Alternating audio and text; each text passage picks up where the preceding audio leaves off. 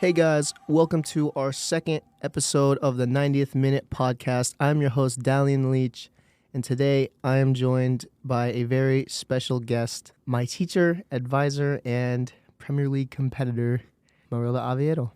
Hi, I'm Marilda Oviedo. My students call me Dr. O. And yes, I guess we would call ourselves competitors in the sense that I actually support a winning team and you do not.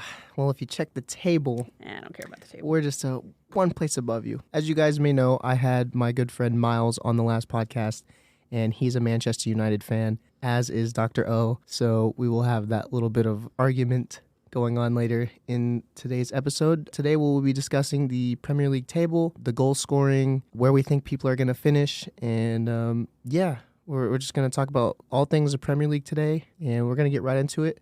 The first thing I want to discuss was the table. Currently, right now, Liverpool are ahead. They do have, right now, what it looks to be a 2-point lead on Arsenal, and they have won 4 of their last 5 games, which I didn't see coming. No, I didn't either. I guess maybe can we talk about whether we think Liverpool are going to maintain this, whether they're going to end up actually winning the Premier League? Do you want to get into that? Yeah, and that's the good starting point. I don't think they'll win the league. Okay, why not? I think Manchester City are too powerful. I think they've got too much depth. I just don't see Liverpool hanging on to this lead. And keep in mind, Man City are only 4 points behind Liverpool. Their last stretch of games, Manchester City play some pretty easy teams I guess you could say easier teams compared to Liverpool. They play West Ham, they play Fulham, they play Wolves, Nottingham Forest. Those are all mid-table clubs. Luton Town. Sure, but so is Chelsea, and Chelsea held them off, right? Yeah, right. That is correct. But if you look at Liverpool's schedule, their last games they've got Aston Villa, they've got Tottenham, the biggest club in the Prem. They've got Manchester United still to play, and arguably I would say right now United is doing pretty well. I do think United's doing well. I think United this is not me just being super optimistic. Maybe it is a little bit, but I think United could at least hold them depending on what type of team or what type of performance we put out there. It feels like very Jekyll and Hyde for United. Like sometimes, I can see why we paid so much money for these people. But other times I'm like, I don't know. So I do think, though, that some of those teams can actually hold off. Maybe not win against City, but maybe even just hold them off to one singular point, which means if Liverpool keep winning, there's a potential. If you were to ask me if I think Liverpool's going to win, so I'm of two minds of this. Like one part of it is like super like the romance of it all, like it being Klopp's last season. Right. It feels like it would be super cool for them. But I'm also a United fan, and I hate Liverpool with like every single fiber of my being. Right. But I also hate City. So it's like, you have to pick lesser of the two evils here. And in that sense, I would love Liverpool to win instead of City because I don't want the Premier League to end up like the German league. Where it's just Bayern Munich winning every year, which they're doing awful right now. I know. I really want Leverkusen to win, but I do too. That's off topic just a little bit. But it's okay. What I would say is, I would prefer Liverpool to win the league for the fairy tale, for they've been playing really well. I've been watching all of the games in their last couple games. Their chemistry's been amazing. Nunez has been particularly good. Yeah. I think it's all the gel he uses in his hair. It could be. It very much could be. Darweezy's definitely cooking right now. And so is Diego Jota. Mm-hmm. He's one of my favorite players. I don't understand why he doesn't get consistent starting minutes there because he's more of a bench player, but I feel like every time I watch him and he comes off the bench, he scores. Well, maybe that's what his role is. And not to bring it back to United again, but that's what Ollie was, right? Essentially, it's like, here's our guy off the bench that maybe can't sustain it for 90 minutes or we can't really justify. How do you justify not putting Mo Salah there, right? There's no... You can't not play Mo Salah. Yeah. So how do you justify that? Well, like, hey, if Mo Salah is like doing good or doing bad or whatever, he gets his starting time, and then you bring off the secret weapon in Jota. So. Right. And either way, we can both agree Arsenal's not winning the league, right? Yeah, that was one of my questions. Is like neither one of us are like, well, Arsenal is right up there. I don't know why I think that, but I feel like because of last season. Right. And I'm a Tottenham fan, so yeah, you hate them. I would rather bathe in my own fire. I would rather bathe in fire than watch them win the league. But I also, as a football fan, I watch them play, and it's like they are a very good team. They've been battering teams 5-0, 6-0, 4-0. they don't have the depth. I don't think they have the depth to win the league. I think they get one more injury to their starting 11, and their title recharge is done. Yeah. Especially, Yeah, it's one of those things where I am, unlike you, Arsenal doesn't really hold a place in my heart. I know that United and Arsenal have had a rivalry in the past, but it was before the time I was actually invested in the league. So it doesn't really hold as much weight to me because of our sort of like where we've been in the past decade or so. Arsenal and United aren't really 1 and 2 anymore. I don't care, which is like, it's kind of like the saddest way to say it. It's like, yes, absolutely, I care when they play against my team, but aside from that, I don't watch them. right. I don't, yeah, it's, to me, it feels like they are, and please forgive me any Arsenal fans that are listening, but it feels like they are a lesser club than your Cities, your Uniteds, your Liverpools, and maybe to a bit greater extent, the hipster club, which is Tottenham.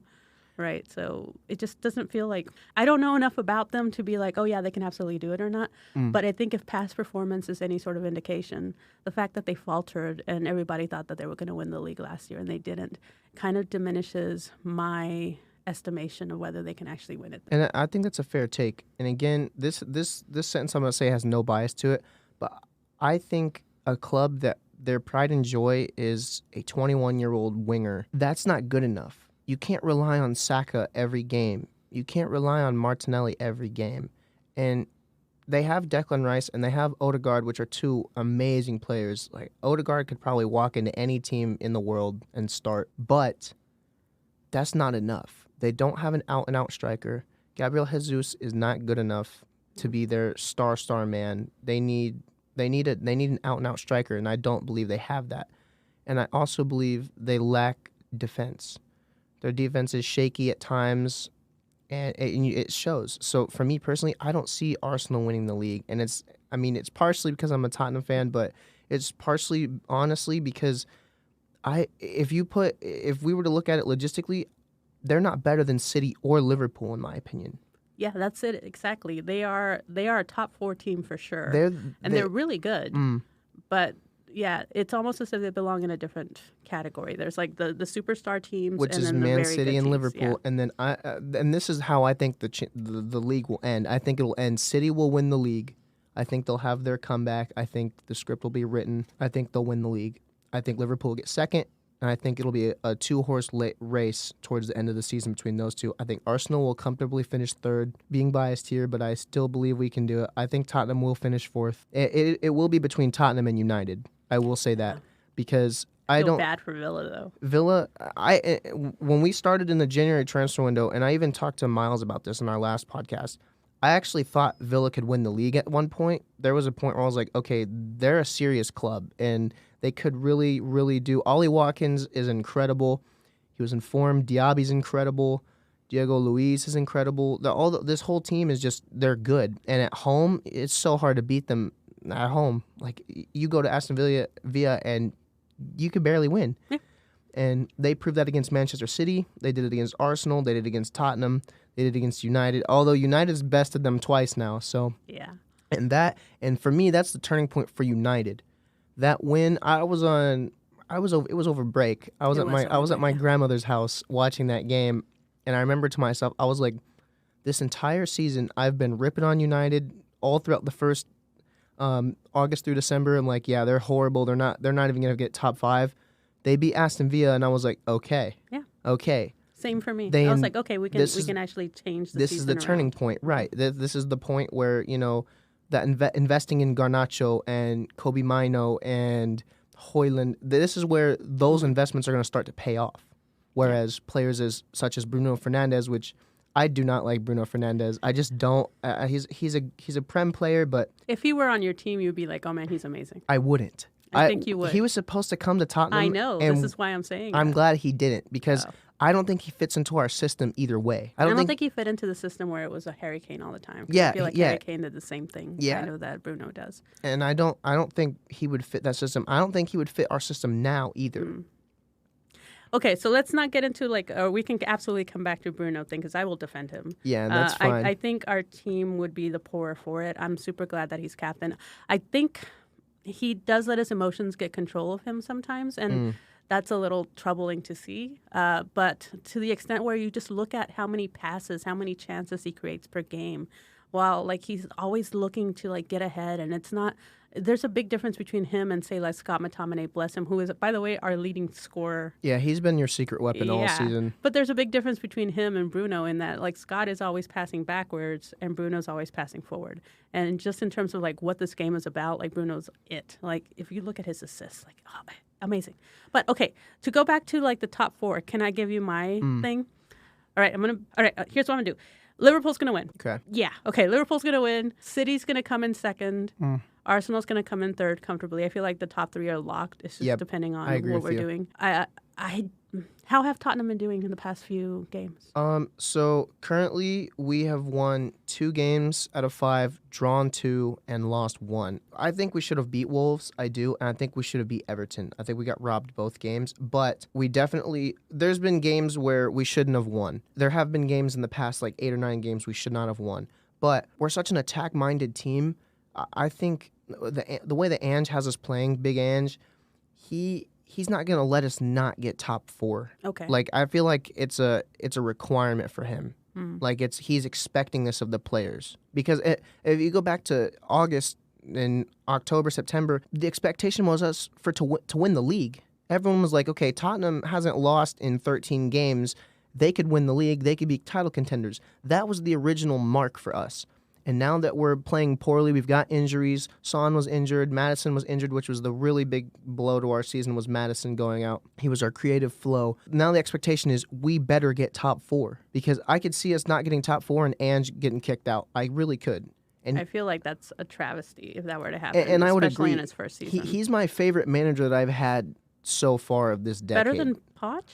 I always loved Poch for what he did, but I'm really enjoying Ange ball. It's more attack-minded. It's more, how many times do you see Udogie and Paro running up for an assist or a goal? They've both scored. So, like, the ball that Tottenham's playing, not to go on a rant about Tottenham, it's been good. But it hasn't been good in the past few games. It hasn't. So it feels like they're on, I get what you're saying. They started off really well and they kind of plateaued out, and now it's kind of poor. So if this keeps going, then United go above Tottenham. And see, because it feels like United's rising, and right. I feel like Tottenham's going down. And I would still disagree. Because we're not plateauing to a point where we're going constant downhill. It's more of we're riding a median line. We're having our poor games, but we're barely poor. Like the game against Everton, we should have won that. I genuinely believe we should have won that. I think Vicario was fouled in the last minute of the game, and they scored that goal last minute. But there's been a couple games where we shouldn't have lost. The Wolves game, I'll go back on my statement from earlier. We should have lost to Wolves. We played poorly. We had most of the chances, but Wolves were on it. And the 2 goals that they scored, it was mistakes on our part. And those are those little moments that matter the most in a game. Those little tiny mistakes that you make, like not guarding João Gomez on a corner kick, not guarding and playing back out in the back when we shouldn't be. Those are the things that are really setting us up for failure. And those little tiny moments. And this is why I think the Premier League is the best league in the world. All it takes is one tiny moment, and you've got a 20th place team beating a first place team. Yeah. And that's all that it takes is one mistake. That's all it takes. Mm-hmm. And so I could see Tottenham finishing 5th, but I don't see us finishing any lower. I agree with you. I don't think it's below top 5. I just think it really is. I feel bad again for Villa because I feel like we're discounting them much like we're discounting Arsenal. But I really do think it's United and Tottenham and whether those 2 positions go up. Unless United all of a sudden start playing poorly and again. I was going to say, I think it's a 4-horse race for that last spot because I'm also not counting Brighton out just yet.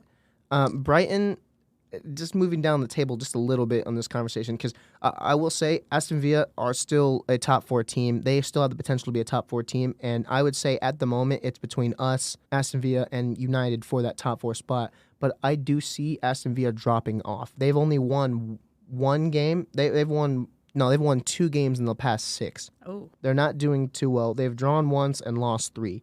So Villa really have to get their crap together, and they need to turn their home field into it needs to become a fortress. It needs to. But to go to Brighton, they are just under that mark for me.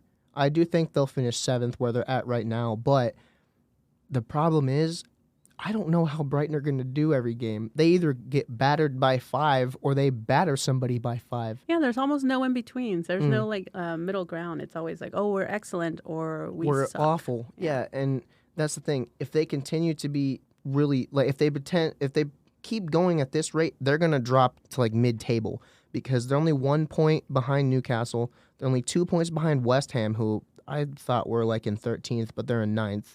I thought they were in 13th Yeah, too. West Okay. Ham's really doing well, and that's the thing. They haven't won a game in 8 games.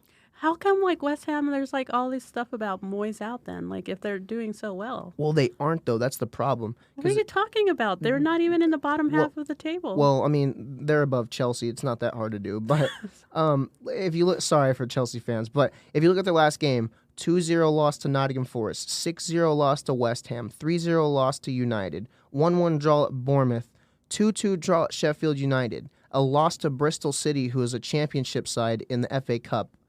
2 times. They tied and then lost. A 0-0 draw at Brighton. The last win that they had was in December against Okay. Arsenal. So they haven't won a game since December. okay, that is bad. That's why Moyes out.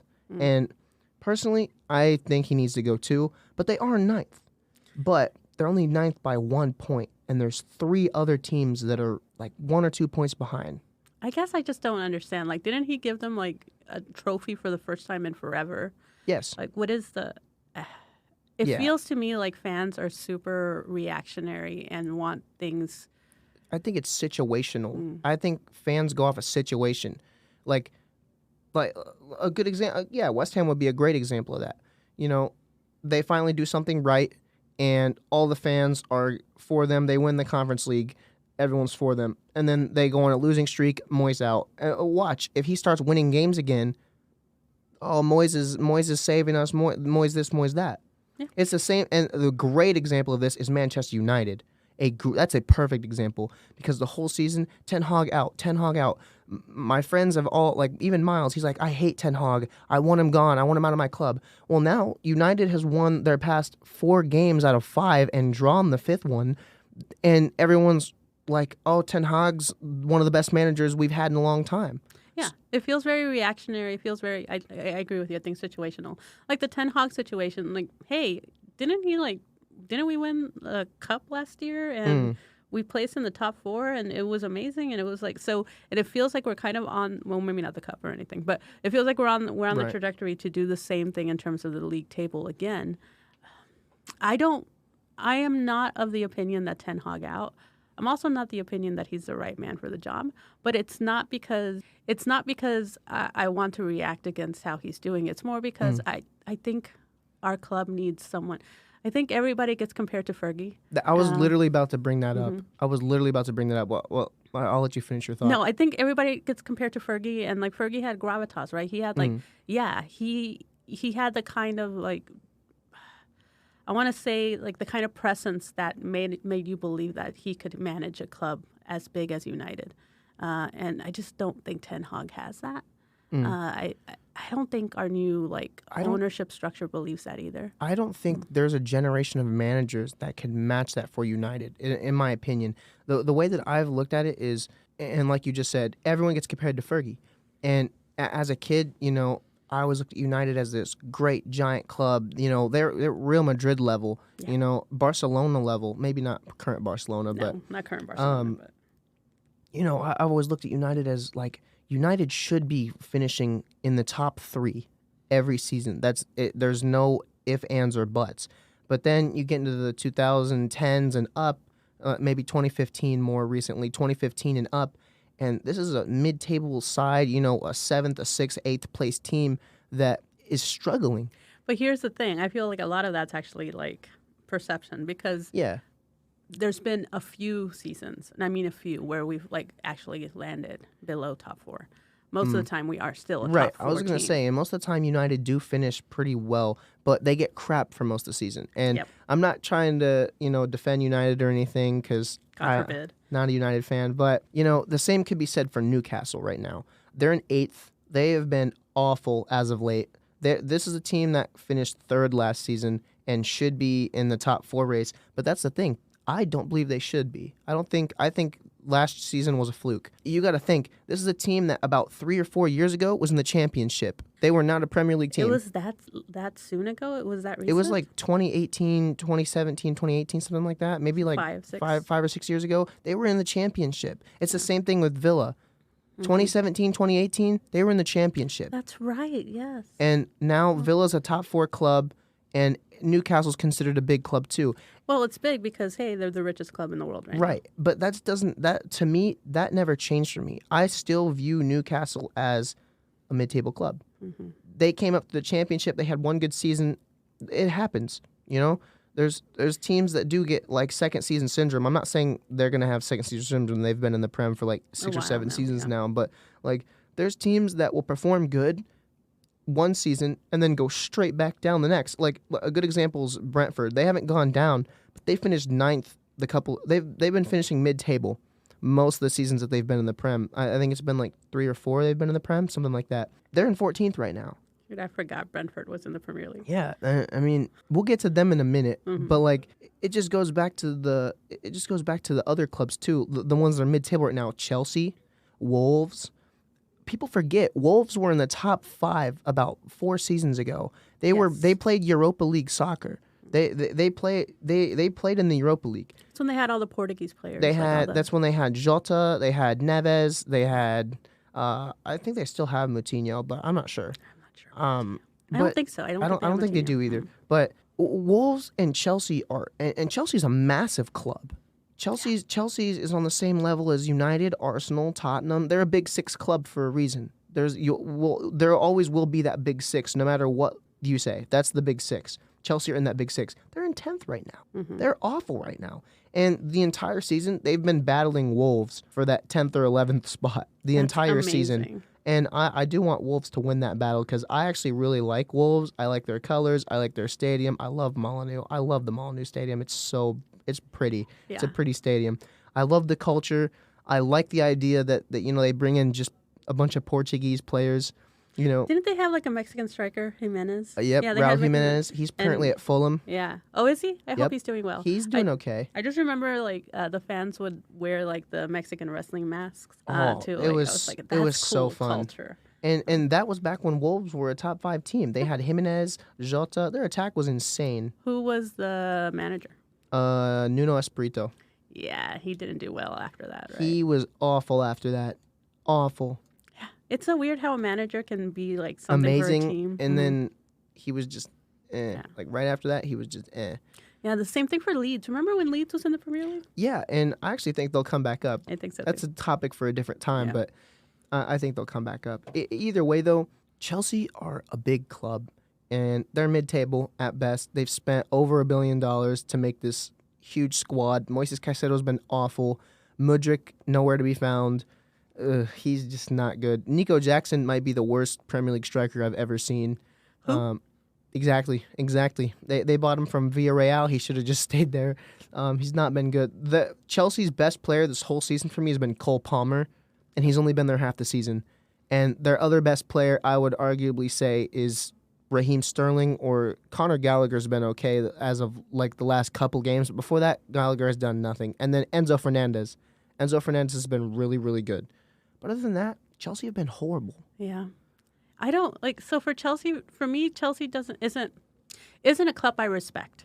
Yeah, me either. It has never been a club I respect because it doesn't feel like there's any loyalty. Yeah. In that club. And I know that is probably like down to like the previous like owner Roman Abramovich. There it is. Yep. It's down to him and him being completely ruthless and being like, I don't care that you just won us this thing, manager, you're out. Yep. But it also feels like very sort of transactional. There's no like sense of history or purpose with Chelsea. So I don't like, to me, I can kind of see what they were trying to do in terms of like bringing American like influence to an English game, but you can absolutely see how it is not working at all. And another problem is Chelsea are just like, I don't know how to put this. Chelsea, they spend and there is no culture. Like they just spend for the big money players and they turn out to be awful. And the other problem is, I actually did a research project in the 7th grade of high school over Chelsea. Did you know in like 2012, like 2013, their fan base was voted the most hated fan base of all time. I didn't know that, but And that doesn't surprise me. That record ran from like 2013 to like 2019. Like it was awful. Like I just don't like the atmosphere there. I don't like the fans. I've never met a normal Chelsea fan. Like, well, I shouldn't say normal, a sane one, I should say. Do you know Professor Casey from the history department? He's a Chelsea fan. He's one of my teachers actually on campus, and I give him crap for it all the time. All right, good to know that you don't think he's normal. But here's what I'll say about that. It's like in the sense that I think that the biggest issue with Chelsea is like even like for example their chants. Like like I have no idea what Tottenham's chants are, but like for sure United, like we always talk about like our history. We can go back to like the Buxby Bays. Like if you just listen to the chants of United, it's like, hey, 20 times we won it or we beat this things. But there's like a sense of culture in the chants that we have. The Chelsea chant that I know the most is where they just repeat their name like 4 times. Yeah, and on top of that, I love the game so much, and I could tell you so many chants. Tottenham, United, Chelsea, whatever chants, I could tell you them all. Chelsea's chants are a bit weak to me, and a lot of them are copied. A lot of them are from other clubs, but they've just replaced their name in the chants. Yeah, and I think that speaks to the fact that, like, again, not to bash, sorry, Chelsea fans. Right. Sorry, Professor Casey, if you're listening to this. But there's no sense of history. There's no sense of loyalty. It feels like a very... You know how, I don't know how much you know about baseball, but you know how some people really hate the New York Yankees? Yeah. The Yankees have way more history and way more loyalty than Chelsea ever could. I But it agree. also feels like how people like say, and I'm thinking of Texas or Indiana, can wear a Yankees cap but not really know enough about the history. Yep. That's how it feels like. It feels like you are rooting for this team because I don't know, you like the colors or you like the whatever, but you don't really know this team. And that's how it feels like the fan base is. I agree with you. I think Chelsea just need identity. Yeah, I'm with And there's a couple other teams that I actually want to talk about when it comes to identity. As we get lower down on the table, Fulham and Bournemouth are the 2 teams I wanted to discuss when it comes to identity.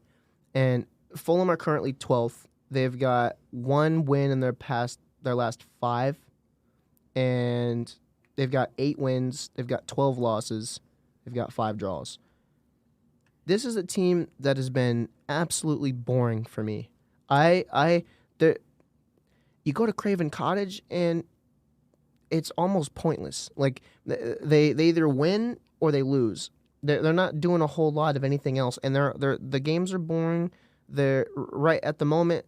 The only player that really performs for Fulham is Raul Jimenez, and What's up, Mexican? and I can't even say he's performing because he hasn't scored very many goals for them. They've got Willian from Chelsea. Yeah, he's been amazing for them. From Arsenal too, right? I think Yeah, so. he was in Arsenal. Early in his career, I believe. I think he went from Chelsea to Arsenal. No, I think you're right. You're definitely right. I forgot about that. Yeah, I think most people did. Yeah, I forgot about that actually. But yeah, for me, Fulham lack identity. Their fans show up. Their fans are behind the club. Don't get me wrong, but the atmosphere's weak. You go to a Fulham game, and atmosphere's weak. Do you think it's because of the style of play? Yes. Okay. Yes, I think it's the way that they play. They're not really an attack-minded team. They're more of we're going to sit back, play our game, but we take a lot of pressure on. Mm-hmm. They do. They sit back very... It's like a Mourinho team. Yeah. And in stark contrast to that, I won't spend too much time on Fulham, but on stark contrast to that, Bournemouth, they're one of my favorite teams to watch right now. They're probably one of my favorite teams to watch. Going to Bournemouth Stadium, I don't remember what it's called. Vitality Stadium, right? I think it's Vitality. I think it's Vitality Stadium. That sounds right. Quote me if I'm wrong. Someone can correct me down in the comments, or whoever's listening, you can correct me. You go to Vitality Stadium, and it's one of my favorite stadiums. I like the colors. I like red. It's my second favorite color. I like the red and black scheme. It's a small stadium. The fans are right there behind the goal, which I love. Because when they score that 90th minute winner, when Solanke, who's, by the way... Solanke, man. He's the 3rd leading goal scorer in the Prem right now with 14 goals. When he scores his hat trick in his last goal's in the 90th minute and they just won 2-3, they go nuts. They go absolutely nuts. And the players go nuts. The players are celebrating. They're jumping into the crowd and celebrating with the fans. Bournemouth have been so entertaining to watch, and it's crazy to think they're in 13th right now, which that doesn't mean they're safe. They're only 8 points off of the relegation zone. But They're not going down for me. I don't think so either. I think we have two clear people to, like, not spoil what you can talk about, but there's two clear teams that are for sure, I think, going down. Agreed. And then maybe another one. But like, Agreed. I don't think Bournemouth is anywhere near that conversation. Yeah, and also, I don't think Solanke's going to be there for very long, which is a shame. I don't for, either. For I the think, fans, but great for somebody else. I do think Solanke will move.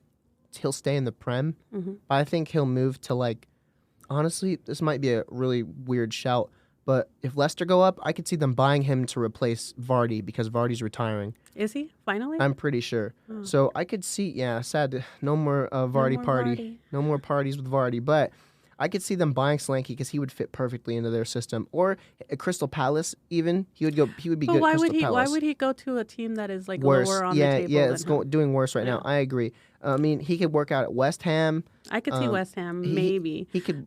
But there's, like, for me, it makes no sense for him to move to a team that's either a lateral move or a below. It would have to be one of the big six, maybe even like the big eight, like Newcastle. Can Newcastle use him? I would say no because they have Callum Wilson and they have Alexander Isak, but I could see him at Villa. He could be a backup for Ollie Watkins, but at the same time, regardless, Bournemouth are a team I don't see going down. And in the beginning of the year, I did my Premier League table, what I thought, I had Bournemouth in 16th. Ooh. So still surviving, but barely.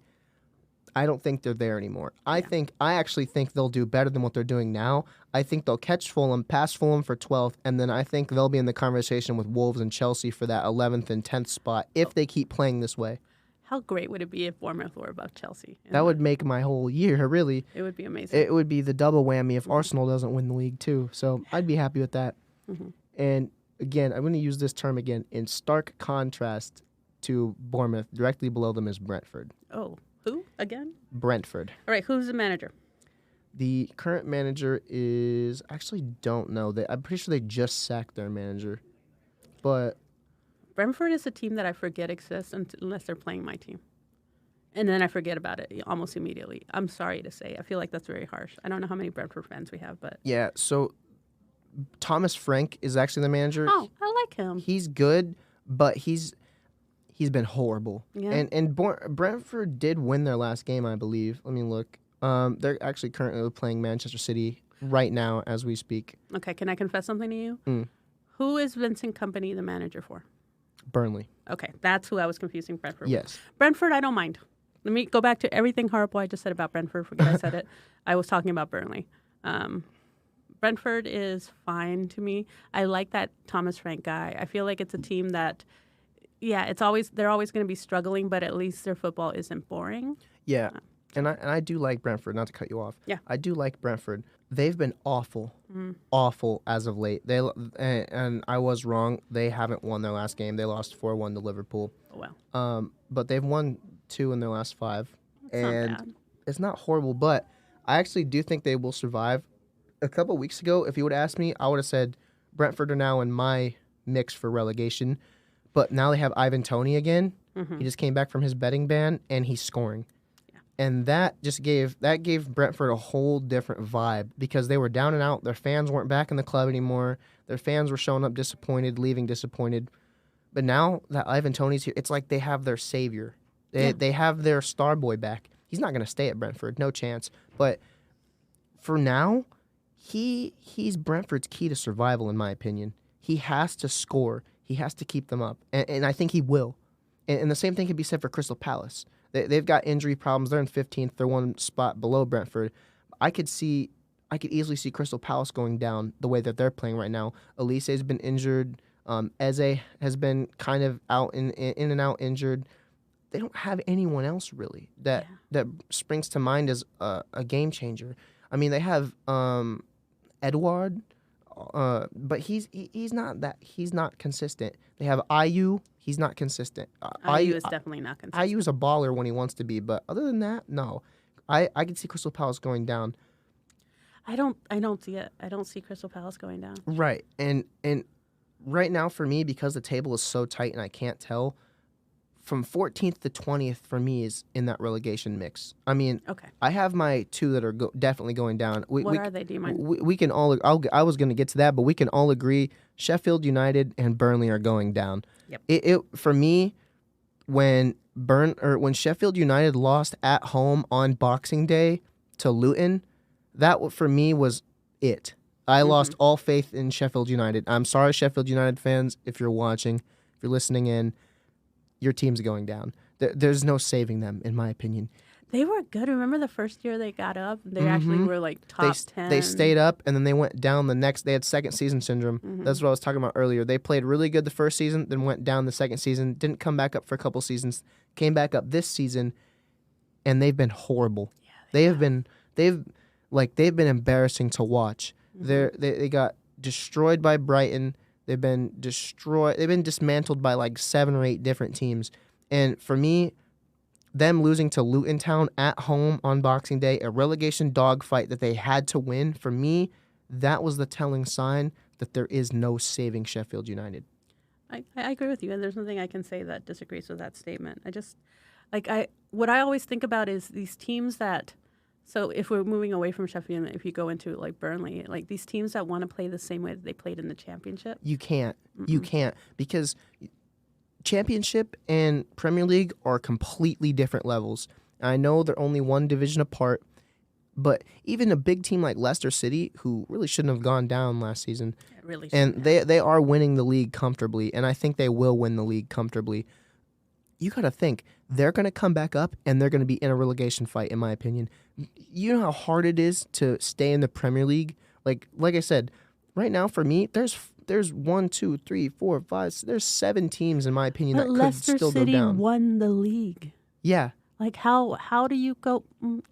This is a rough conversation for that. It is. It really is. But I don't understand how they went down. I think they just stopped trying. I think the way that I looked at it when Leicester went down was they are too big of a club to go down, and they would tell themselves that, and it was kind of like we're Leicester City, we're not going to go down. Yeah. And they just, every game they would lose, we can win the next one and we'll be fine. They didn't win. And they kept losing and then once they're about to get relegated, they realized, now I have to kick it into gear, but it was already too late. Yeah. It was already too late. And the 3 teams or the 4 teams we really haven't discussed, Burnley you talked about, that's my other team that I have that's going down for sure. Same. I mean, Burnley and Sheffield United are both 7 points off of 18th place. They're not. I would be surprised if either of those teams picked up 7 more points the rest of the season. Yeah, but I think here's the stark contrast. Like Burnley actually try. Yes. It doesn't feel like there's any like, wait, maybe we should hold off, or maybe we should change the way that we play. It almost feels like it's always like balls to the wall. Let's just go every single game. It doesn't work. They don't have the team. Yeah, and me and Miles covered the Burnley's problems last thing. Cool. We kind of trashed on Burnley a little bit. Sorry, Burnley. Yeah, sorry, Burnley fans. But like I told them in the last episode, their key to staying up was if Datro Fofana, who came on loan from Chelsea, starts scoring, and he scored 2 goals already. That's it. They don't have Premier League quality players. The only 2 players that I would consider Premier League quality is Odegaard and Sander Berge. And you're shaking your head. You probably don't even know who that is. I have no idea. Yeah. Those are the only 2 that I could see as Premier League quality. And Sander Berge, he's not Premier League quality for me. I mean, he is, but not at Burnley. He would fit nicely into like Nottingham Forest or Crystal Palace. But Burnley, no. The system that they play, they don't need him. And he's their best player overall, in my opinion. And then they've got Luka Koleosho, who's been their best player the whole season, in my opinion. He's been their brightest talent. Mm-hmm. He's like 18 or 19. He's never played in the Premier League before. He's not Premier League quality. He's not there yet. He's not there yet, yeah. He's just not there yet. And I think their brightest talent that just recently surfaced is Odegaard. I think he's 18 or 19 as well. He's a winger from France. He's good. He's Premier League quality, but he needs a couple seasons. I think if he was playing the Championship right now, next season he would be ready for the Prem. But they've thrown all these players right into the deep end, and Burnley are drowning. Mm-hmm. And one thing that I said in the last podcast that I still stand on, I am a massive soccer nerd. I scout. I look for all the players. I'm watching like 30 different leagues right now. I watch the Championship, all Premier League, all the way down to non-league. I watch it all. I know I have good ball knowledge, and I've never heard of Lyle Foster before. I have no idea who that is. He's Burnley's striker. Oh. He's Burnley's like starting striker. He's from South Africa. I've never heard of him before. He's not Premier League quality. He's not good enough to carry the weight. He's like 28 or 29. He's already past his peak, and I've never heard of him. He's not a good player, in my opinion. He's not Premier League quality, and I think that's partially why Burnley are going down. They don't have Premier League quality anywhere on the field. Did they invest at all? Do we know this? Like, No. did they? Okay, well, There that's the was issue. there was no investing, and I wouldn't say it's Vincent Kompany's fault, but you can't take a championship team and put them in the Prem and expect them to survive. What's that one team that spent a whole lot? They ended up getting Jesse Lingard. Where they just bought so many Nottingham players. Forest. It was Forest? Yeah, and I was gonna get to them actually just in a second. 'Cause we haven't talked about them. Sorry. No, you're good. I didn't mean to cut you off. No, you're fine. Nottingham Forest, they bought 13 players in the last transfer window. 13. I remember that number. I counted it. I remember that number. 13 players, like key players. I mean, and they brought more in since. They brought in Jesse Lingard for that little spell. Right now, they have Callum Hudson-Odoi, who I think is the best signing they've made out of all of their signings. I agree with you there. They have Taiwo Awoniyi, who they got from Union Berlin. They got I'm blanking right now. They got Dominguez. They got in Nakate or something like that. I think that's how you say his name. Niakate. They got Oro Mangala, who they already sold. They brought in Gabriel Montiel, who scored the winning penalty at the World Cup for Argentina. They signed Odysseus Vacheldamos from Benfica. They went on a they brought in an entire new team. They brought in Remo Freuler from Atalanta. They already sold him. That they're just like going through the players like it's nothing, and that's why they're 16th. They could be so much higher in the table if they gave enough time to the players to gain chemistry. But I wonder if there's a balance there, because at least they're staying up, right? Or Yes. at least it's not Right. automatic relegation, which is what you get from a club like Burnley, who don't invest at all. So I think they understood the assignment in the sense that you can't have the same people playing in the new league or playing the same way Absolutely. in this new league. So they at least tried it. They might have gone overboard. I actually do think they went overboard. I do too. Because to your point, there's no sense of cohesion within the team, but at least they're trying. Yeah, and I don't think they'll go down either. I really don't. I actually have them sitting 16th where they're at right now. In my old table, I have them just surviving because the two teams, and I predicted this at the very start of the season, the two teams that I thought were going to be battling it out for that last relegation spot is Luton Town and Everton. And those are the two teams currently battling out. They're both on 20 points. They both, Everton has 8 wins and 11 losses, 6 draws. But Luton only has 5 wins, 5 draws, and they have 14 losses. So, but for the fairy tale, I want Luton Town to stay up. Me too. I want them to stay up so bad. And it was a super entertaining game this past weekend against United. I was the first 10 minutes there was 3 goals. I was like, whoa, hold on now. And then if you're talking about, how you said, hey, like the atmosphere is atrocious in these big 6 teams, man, the atmosphere there. Just over the television, they're just happy to be there. Yeah. They're just happy to be in the Premier League. Yeah, so I want them to stay up. And I'm kind of a futurist sometimes, and I like to look at what's happening next. And I wanted Everton to go down 2 seasons ago, not Leeds. I wanted Leeds to stay up and Everton to go down. I would like to see that big club go down because Everton are a big club. They are. If they go down, the Premier League changes forever, in my opinion. That's a big loss to the Premier League. That's big. There's a lot of people that know Everton. I have a friend when I was a kid who he did not watch soccer at all, didn't care about it at all. He only liked American football. I introduced him to soccer, and he started loving it.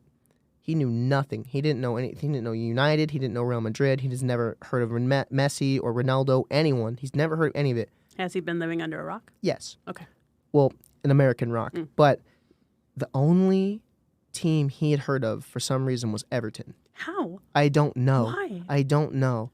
But he became an Everton fan, and he's still an Everton fan to this day. And he's actually now a soccer fan more than an American football fan. So he follows football more than he does American football, and he's still an Everton fan.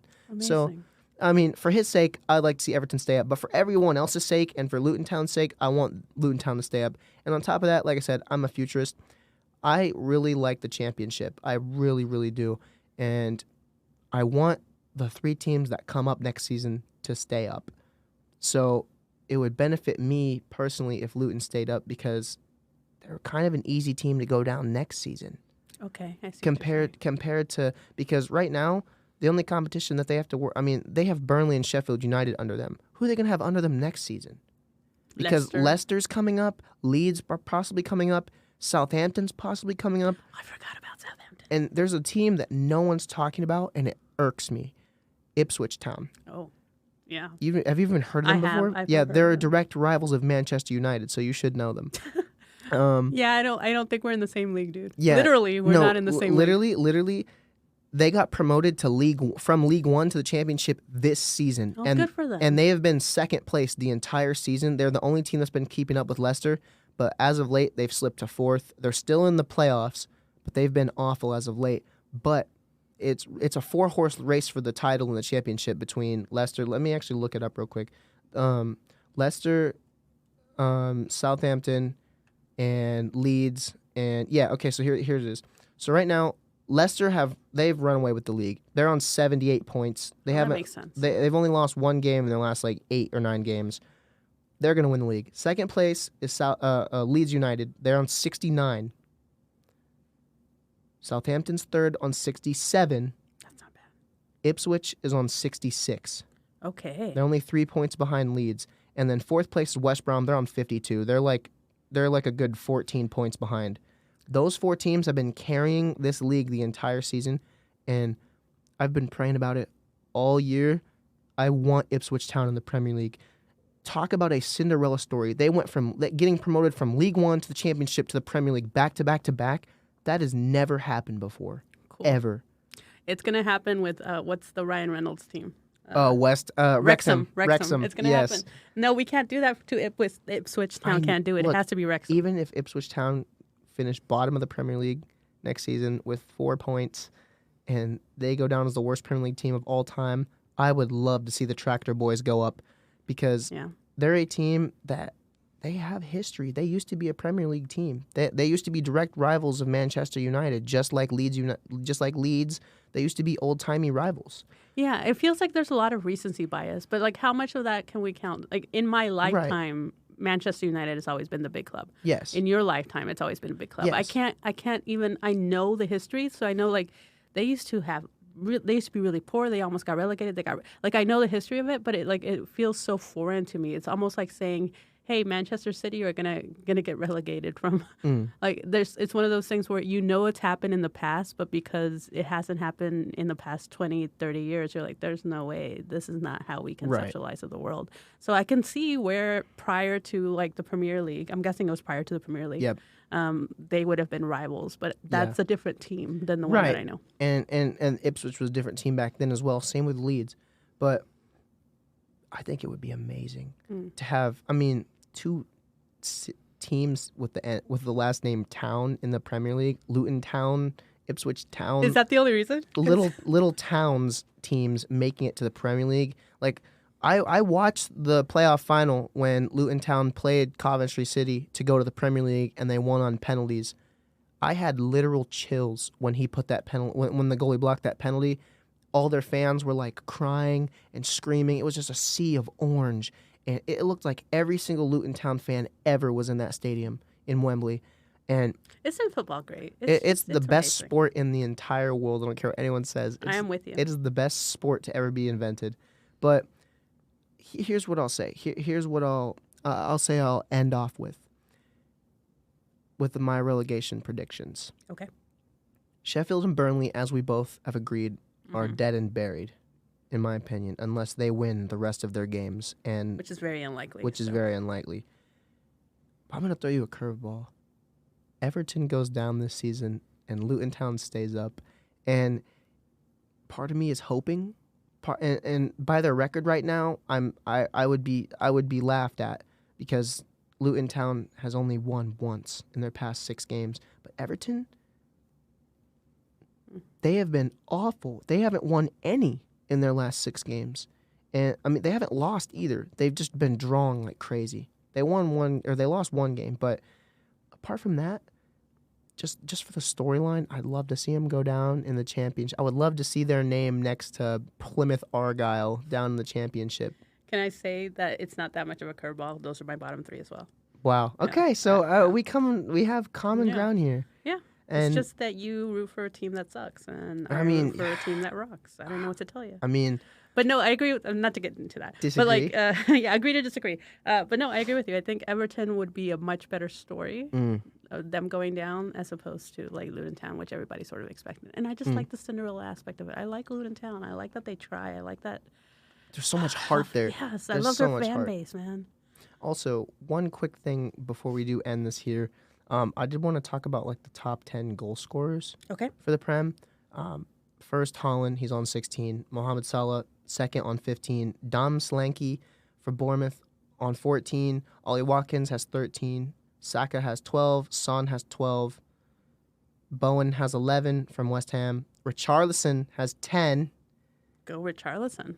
Hwang Hee Chan, who is one of my favorite players in the Prem. I don't know why I like this guy so much. I just have an infatuation with Asian players. I love their play style. But Hwang Hee Chan has 10, and then Isak has 10. And I wasn't expecting, I definitely wasn't. If you would have told me Dom Solanke would be third with 14, I would have been like, yeah, whatever, dude. He's been incredible. Yeah, And he has. He's been really, really good. I agree with you. And, you know, I don't like to talk or heap on praise on players that aren't part of my team. So, yeah, for me, he's been one of the ones that I've actually noticed. Like, you expect Salah and you expect Holland. Like, of course you right, do. yes. Although, like, Son has kind of been disappointing for me. He's Yeah. fifth, but he's still got 12. But the player that I just can't get over is Richarlison. He's 8th on the leaderboard, 10th. you know how you feel about Bruno Fernandes? Mm. That's how I feel about Richarlison. Well, to be fair, I've never liked Richarlison until he came to my club, but he's earned his spot there. I mean, after his bicycle kick at the World Cup, That was he's really good. He's had a big attitude change. He's not as cocky as he used to be. That's what it was. He's very friendly. He's learning. He's growing as a person, not just a footballer. And that's why I like him. And 10 goals in like 11 games. I couldn't ask anything else from him right now because we don't have an out-and-out striker right now. He is the out-and-out striker that we have to replace Kane at the moment. No, What a sentence, no one's. though. Yeah, it's terrible. Harry, come back, please. This is the second time I'm begging. Please come back. But no, in all seriousness, no one's gonna ever fill in Harry Kane's shoes ever. That will never happen at Tottenham. But It will. It won't be. It'll be like how United had like great strikers of a generation. Yeah. That's how it'll Yeah. be. It's like for that generation, and then there'll be debates on like, well, who is better, and yeah, you'll have that stuff. right, But and it's not like his legacy will diminish. It'll just Yeah. hopefully you'll get someone that is equally as good or good in a different way than him. Harry Kane, man. I miss him. He's not doing very well. I Yeah, mean, that's what I'm saying. he's got the record for most goals in a Bundesliga season, I think, or something like that, or very close to it. He's going crazy, but Bayern are horrible right now. Which is what I'm saying. Can you imagine? Hey, I left this team because I actually want to win something. And so let me go to this team that has consistently won something. Oh, oops. Yeah, and Right. it's just gotten worse. It's just gotten worse for them over the course of this season, especially for Bayern. I mean, Leverkusen are incredible. Yeah. They are they're my second favorite team to watch right now. They're Tottenham, really, really Tottenham good. obviously being the first. Not even because I'm a Tottenham fan, but because the attacking style of play. That's what I enjoy. But on top of that, Leverkusen are incredible. Their wingbacks, like Grimaldo and Frimpong. Frimpong's young. He's like 23, 24.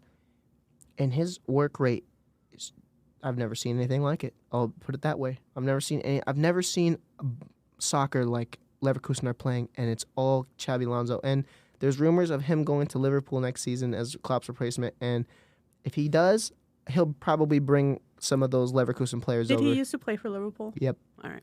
That's Gonna be why. like, well, let's make United take Yeah, him. But no, nah, if he's he not. played for He would Liverpool, never. he would never. But That sucks. I want him. yeah, no, and I mean, I could see Leverkusen letting, him go to Liverpool.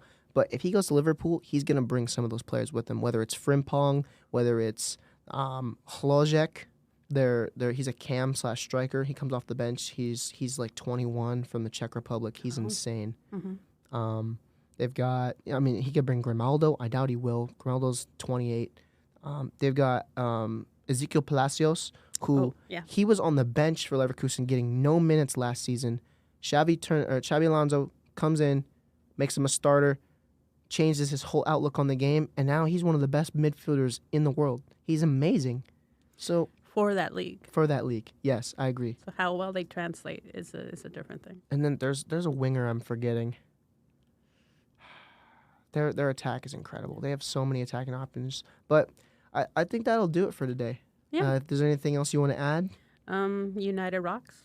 That's stupid. Forget I said that. Not that they don't rock, and not that the statement itself is stupid. I should never have ended it that way. We'll see how United does, and at the end of the season, we'll be able to see if Yeah. you can say United rocks or not. I don't care.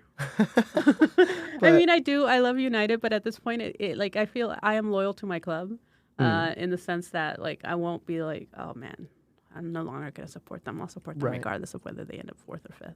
I'll complain about it, Mm. but I'll support them anyway. No, I think this is I actually like. I'll end it on this. I like that it feels closer this year at the top Yes. than it did last year. Last year and Or the previous year years, before that, yeah. So it feels like, oh, well, there's actually a competition here.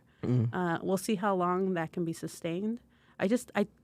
My big worry and the main reason why I don't want City to win is because I don't want this to be another Bundesliga. I just don't. Like, that's boring. And I agree with you, the English Premier League is the best league in the world, but only if it's competitive. I agree. So I want us to compete. I want teams to be like 99 points and 100 points. Like, Yeah. amazing, right? Right. Like, it's like the teams have to be almost perfect to beat each other. That to me is probably super exhausting for the players and the It managers, is. and why Klopp is probably like Ready to just be ready done. to go. But at the same time, super entertaining. So, City, like, I don't know, take a break. I don't know, what are the FFP laws? Like, get relegated, lose some points. Right. Like, do something. Have some deductions. Pull an Yeah, Everton. Yeah, go away. But yeah, no, I agree with you. Premier League is definitely the best league in the world. I do like the competitiveness. I don't want it to turn into another Bundesliga. I mean, personally, I love the Serie A. The Serie A, there's a new winner every year. It's not just Juventus winning it every season. There's the Milans, there's Napoli, there's Roma. I like there's- Roma. I don't know why. I just do. Roma's such a good club. I'm so sad that they sacked Mourinho, but I'm not a hate that's Mourinho. But that's a different topic for a different time. all right. Well, we can keep on talking, but I yes. guess you want to go because Yeah. we've been talking for an hour, Dalian. We have covered our hour. Thank you guys so much for listening to the podcast, the 90th minute podcast. Thank you, Dr. O, for joining us today. And we will see you guys in the next episode. Ciao.